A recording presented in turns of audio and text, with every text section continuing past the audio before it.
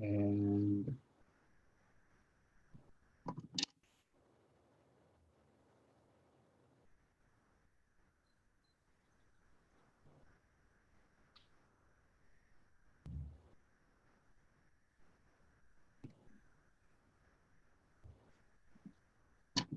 I believe we are live now on Facebook.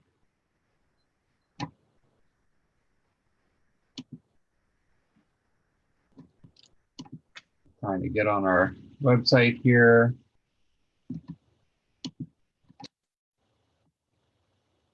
Give everybody a chance to log in and join if they want to.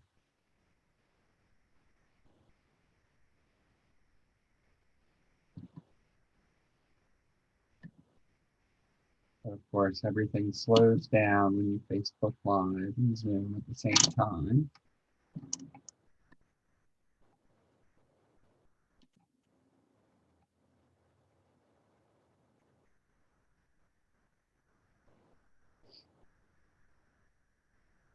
But here we are.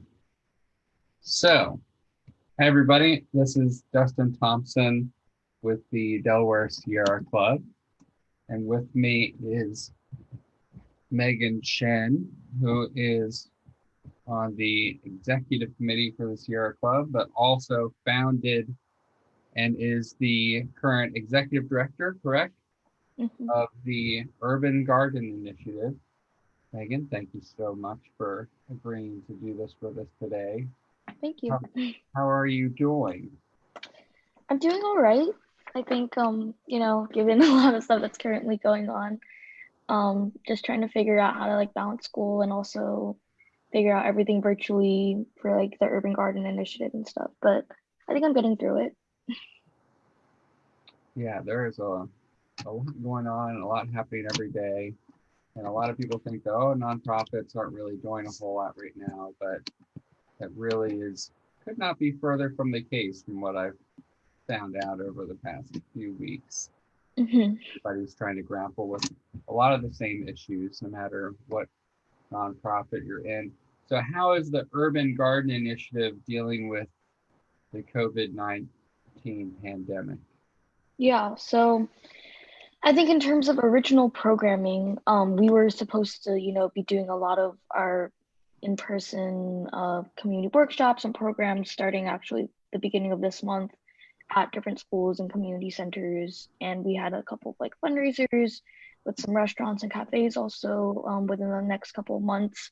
Obviously, due to the crisis, those things are either postponed or canceled.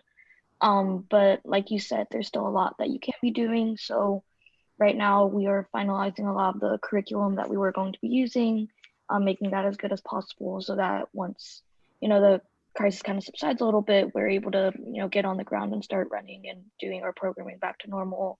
And also figuring out how to make some of the stuff we were originally going to do now virtual via either videos or some more Zoom calls to this one that we're on. And still trying to, provide whether it's like container garden kits or something else for students to still be doing at home. So they're still, you know, learning and caring about the environment and doing stuff, even if it's not in like large group settings. Yeah, it's that's all. See, like I said, there's a lot. Uh, so let's actually back up. What is, because I don't know if everybody watching or that will watch really has a great idea on what the Urban Garden Initiative does, and really what urban gardening is to you and to your your business, your company. Yeah. So just to give a brief overview of the Urban Garden Initiative, so we're a 501c3 nonprofit focused on environmental sustainability and environmental education. So kind of how it started was right here within Delaware, learning that there's a super huge food desert problem and also kind of a lack of environmental education for youth. So we started off with just doing fall and spring programming within the school, specifically working with a lot of urban schools to help them start urban gardens and just get the kids exposed to gardening and nature, and also at the same time providing them with environmental education on key topics, whether it's like climate change or food sustainability. Um, but from there, we kind of expanded our programming to then 6 to 8 week programs at different boys and girls clubs and other community centers and with other nonprofits that dives deeper into a lot of those same environmental issues. And we try to be like very youth focused. So a lot of like high school and college students teaching younger students. And yeah, from there, even we're are, as of right now, kind of focused a lot within Delaware, but we started growing kind of our chapter base. And now we have chapters of the Urban Garden Initiative on a national and even, I guess, starting to be on like an international level of just a lot of other youth in other cities starting, 2D chapters and creating gardens at their school or in their community and leading a lot of the same workshops that we lead here in Delaware. And overall bringing the same like environmental message and a lot of these same things that youth can be doing to cities all across the country. And then I think your second question was, well, could you repeat the second one? Yeah, so the second part is kind of like, I guess maybe describe what an urban garden could look like. Yeah. So, obviously we all kind of can imagine like what a traditional garden like right in your backyard can look like. And I think even that like raised bed gardening can be considered a part of urban gardening, but specifically what we do within schools is we help to create container gardens because a lot of the places that we work with have little to no green space whatsoever.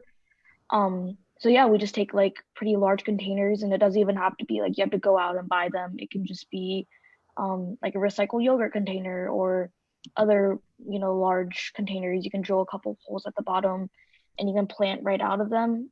So we plant a lot of different veggies with the students just via containers.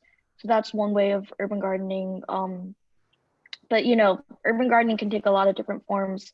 There's also like recently, with like hydroponics, so growing without soil and indoors and like vertical farming, that's also another type of urban gardening. But yeah, I guess our main reason behind why we did it was just because like students can find so much joy in like playing with soil and playing with plants and learning how they grow. And I think it teaches a lot of valuable skills.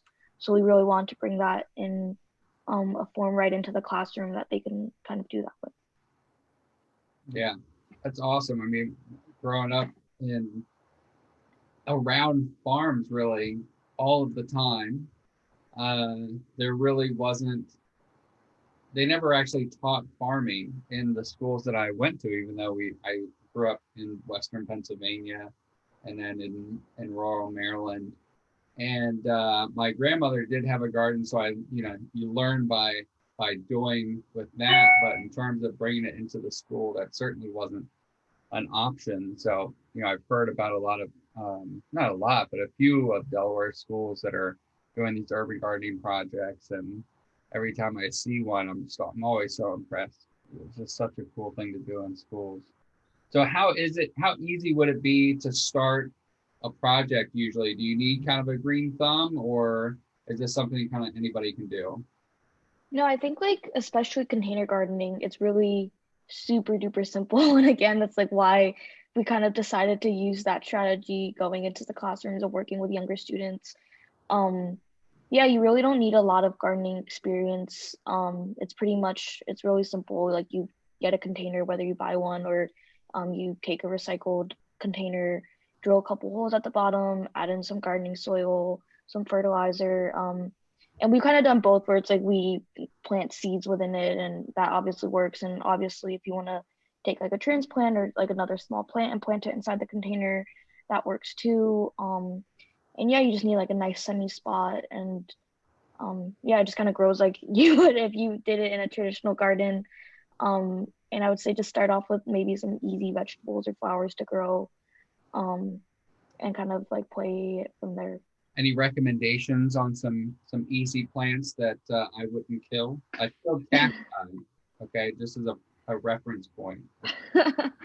um, I would say like in the fall, what we did, and it had a pretty high success rate, was we did peas, lettuce, and radishes, and now it's like getting into like the warmer seasons, and those are more like cooler veggies. But radishes are always something that like only take around a month to grow. It's like really fast. It's fun to watch. But I would say now that we're approaching kind of the spring summer season, like tomatoes, peppers, are always like really easy to kind of start with and really fun to see grow. So Any recommendations on like different things that maybe we could reuse for the containers? I know hmm recycling is all the rage right now, which I'm very happy about. And so, are there containers that you would recommend maybe for some of these different easy starter plants? yeah, so I would say the container size definitely depends on like that um like what you're going to be growing inside. Kind of you need to choose the right container, because if you choose one that's like way too small for the plant that you're going to end up growing, like you're going to have to get a much larger container and then move it, and that's a whole process. So for like tomatoes and peppers, since they can grow pretty large, I would say in terms of like recycled containers, possibly like those really large like water jugs, if you know what I'm talking about, like the ones that are refillable, and then if you like kind of cut off the top and drill some holes, that could possibly work. But like really like whatever you have, as long as it's fairly large sized. But if you have, like as I was saying before, like smaller containers, whether it's like yogurt containers or like a sour cream container or something, those would probably be good for growing like herbs. If you just want to grow them on your windowsill. You can even like grow certain plants out of like a water bottle or something, whether it's like green onions or just placing like one green onion plant within a water bottle and letting that grow. That could also work. Yeah, so I would just say it depends on like the plant that you're growing, what size container you should try to look for slash get.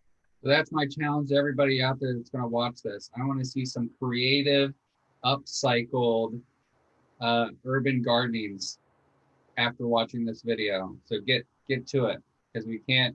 I can't give my plastics to eco plastics right now because they can't make any benches with my plastics. So I'm going to start some urban gardening in these containers, and you got to do it with me.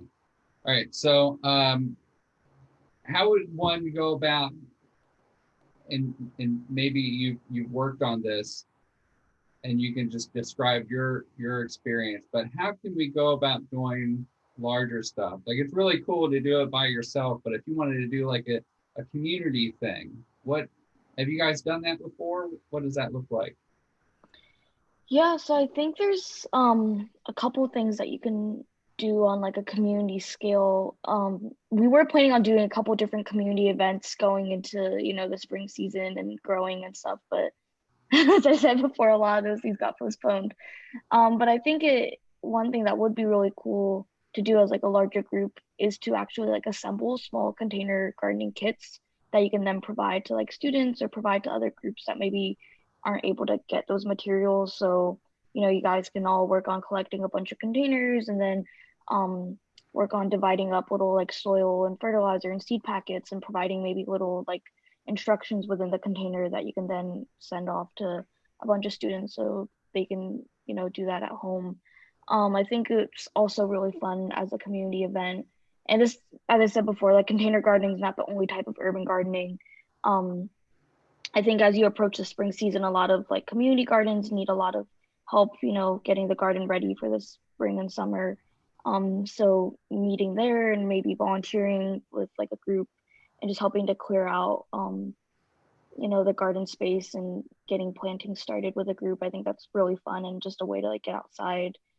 Um, but yeah, I think right now a lot of things have to be virtual, so I don't know if that would necessarily be a good thing to, um, you know, collaborate on a group in right now. But yeah, I think like virtually there's still a lot that you can do, and you can, still like learn a lot and have like really cool discussions with people about different environmental things right now. And that's still another way to still kind of stay involved without Yeah, being in you person. yeah, in terms of the virtual thing, I mean, do you guys do any like virtual, how-to sessions or any kind of like do you have an online Facebook page or anything like that where people can get tips and follow along and ask questions and be a community together online within Mhm. gardening? So I would say that's like one of our primary focuses right now is like shifting a lot of the stuff we were going to do before in person to virtual. So we don't necessarily have anything set in stone yet, but one thing that we've been working on is similar to like what I was kind of saying before. We're currently trying to create container gardening kits that we can somehow provide to students while they're at home, and then provide online, whether it's like Zoom or virtual instruction, to like how to use that container garden, and also part of a little bit of other environmental education virtual instruction via that way. And we've also been kind of thinking on the idea of creating a couple of like, live kind of Zoom things similar to this one, um, just about like a different couple of different topics, and just getting everybody to kind of like discuss and connecting the community in that way. But yeah, we don't have anything like set in stone yet, but probably within the next week, couple weeks or so, we're going to kind of start doing that. Great. I'm going to tag the Urban Garden Initiative in our live stream here so people can go and check you out.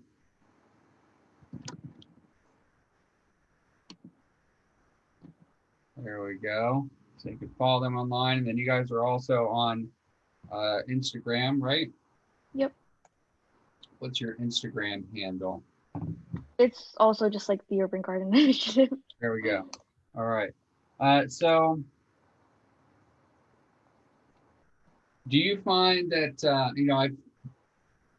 I don't have a vegetable garden, but last year I did plant some flowers. I'm very proud that they're alive and actually coming back to life. It's like the first thing I think maybe ever that I planted and it didn't die. And so they're coming back.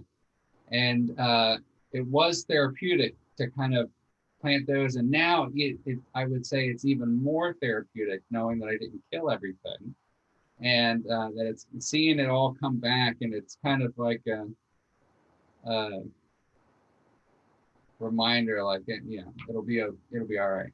We're, things going to keep moving forward.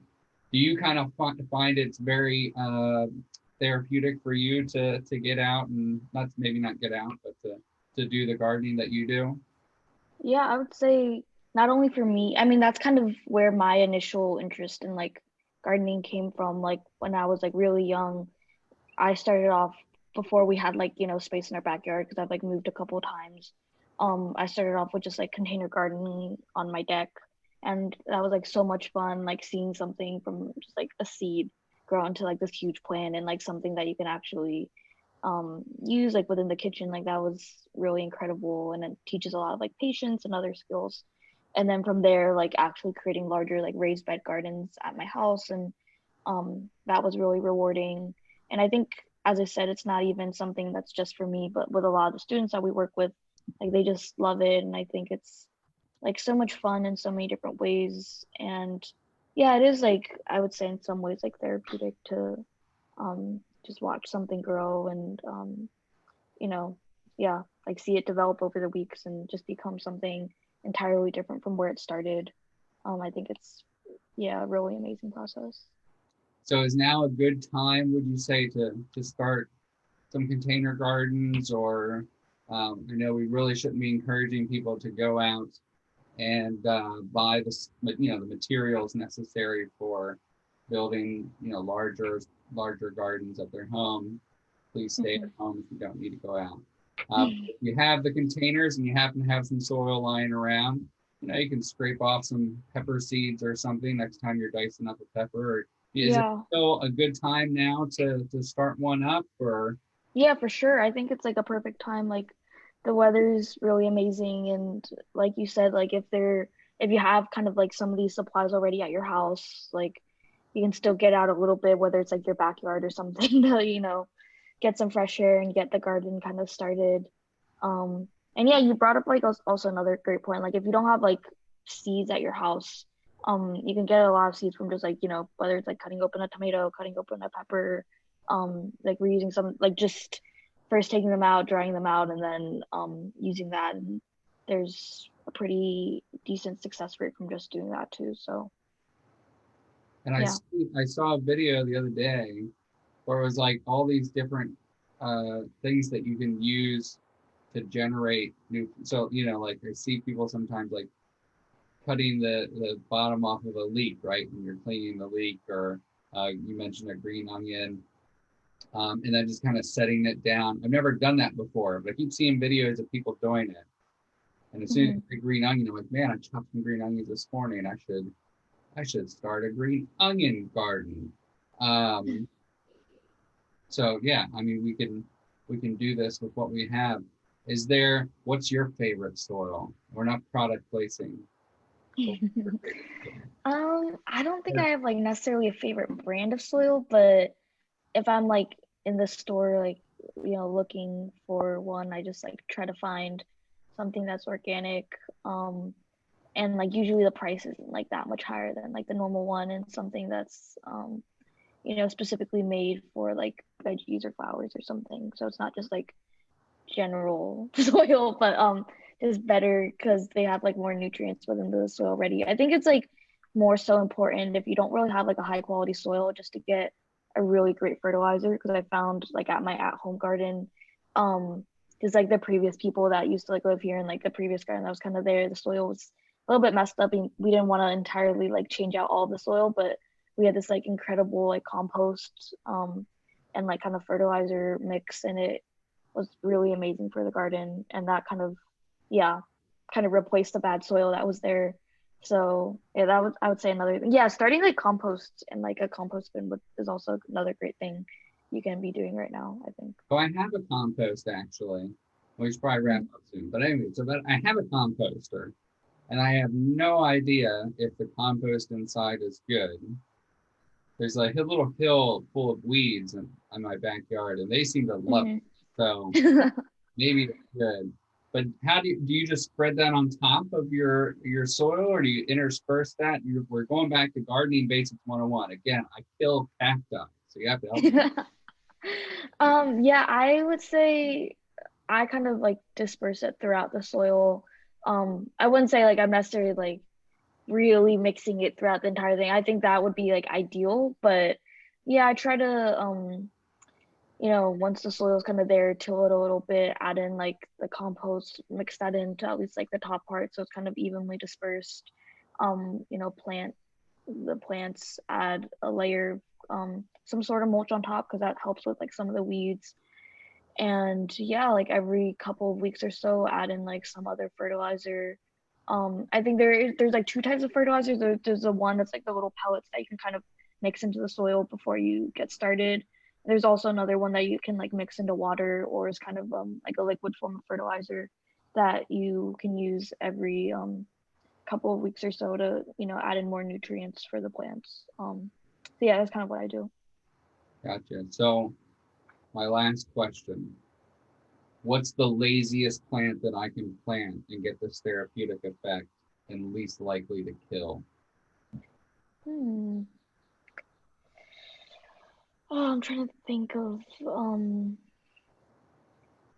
I mean, I would say, herbs are always really, really easy to grow, so that's one thing. But like going back, I think like radishes is like so much fun to grow, and they're super duper easy. Um, Actually, like it was like last year, because there's like the cool weather ones, but there's also ones that you can grow before it gets like super hot in the summer. And I didn't even expect them to do that well. Like one year and like last year, I had like so many radishes just from, also like, I just sometimes another like gardening tip, I guess, now that we're on it, is like make sure that you do like spread out your plants if you are doing like a larger raised bed garden. Like don't put all your plants, all the seeds in like one little area, because when they grow larger, they're not gonna have like enough room to kind of grow, and it's kind of, yeah, it's gonna delay their growth a lot. But yeah, I wasn't really sure how those radish seeds were gonna turn out, so I put them like all in like one line, and they ended up like just going crazy, and I had like so many radishes, and it was honestly like too much. But I would say they're super easy to grow, like around a month, and they're really fun. Um, and yeah, so that'd be another quick one. You can never have too many herbs, I find. So I'm gonna have to get some.